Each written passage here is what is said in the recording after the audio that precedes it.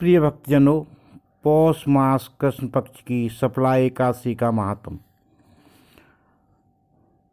युधिष्ठिर ने पूछा, स्वामिन, पौष मास के कृष्ण पक्ष में जो एकादशी होती है उसका क्या नाम है, उसकी क्या विधि है तथा उसमें किस देवता की पूजा की जाती है, ये बतलाई। भगवान श्री कृष्ण ने कहा, राजेंद्र, बतलाता हूँ, सुनो। बड़ी दक्षिणा वाले यज्ञों में भी मुझे उतना संतोष नहीं होता जितना एकादशी व्रत के अनुष्ठान से होता है। इसलिए सर्वथा प्रयत्न करके एकादशी का व्रत करना चाहिए। पौष मास के कृष्ण पक्ष में सफला नाम की एकादशी होती है। उस दिन पूर्वोक्त विधान से ही विधिपूर्वक भगवान नारायण की पूजा करनी चाहिए। एकादशी कल्याण करने वाली है, अतः इसका व्रत अवश्य करना उचित है। जैसे नागों में शेषनाग, पक्षियों में गरुड़, देवताओं में श्री विष्णु तथा मनुष्यों में ब्राह्मण श्रेष्ठ है, उसी प्रकार संपूर्ण व्रतों में एकादशी तिथि का व्रत श्रेष्ठ है। राजन, सफला एकादशी को नाम मंत्रों का उच्चारण करके फलों के द्वारा श्री हरि की पूजन करें। नारियल के फल, सुपारी, बिजौरा नींबू, जमीरा नींबू, अनार, सुंदर आंवला, लौंग, बेर तथा विशेषतः आम के फलों से देव देवेश्वर श्री हरि की पूजा करनी चाहिए। इसी प्रकार धूप दीप से भी भगवान की अर्चना करें। सफला एकादशी को विशेष रूप से दीपदान करने का विधान है।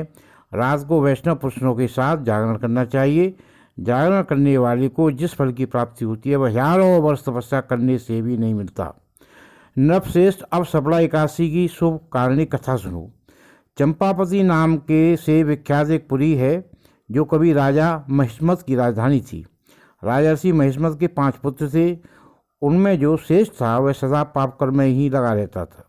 परिस्त्रीगामी और वैश्वासक था। उसने पिता के धन को पाप कर्म में ही खर्च कर दिया। वह सदा दुराचार परायण तथा ब्राह्मणों का निंदक था। वैष्णवों देवताओं की भी हमेशा निंदा करता था।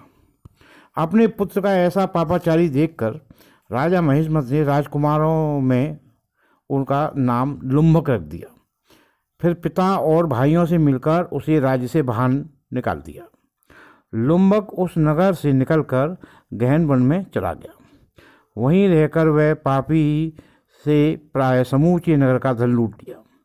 एक दिन जब वह चोरी करने के लिए नगर में आया तो रात में पहरा देने वाले सिपाहियों ने उसे पकड़ लिया, किंतु जब उन्हें अपने को राजा महिष्मत का पुत्र बतलाया तो सिपाहियों ने इसे छोड़ दिया। फिर वह पापी वन में लौट आया और प्रतिदिन मांस तथा वृक्षों के फल खाकर जीवन निर्वाह करने लगा। उस दुष्ट का विश्राम स्थान पीपल वृक्ष के निकट था। वहाँ बहुत वर्षों का पुराना पीपल वृक्ष था। उस वन में वह वृक्ष एक महान देवता माना जाता था। पाप बुद्धि लुम्बक वहीं निवास करता था।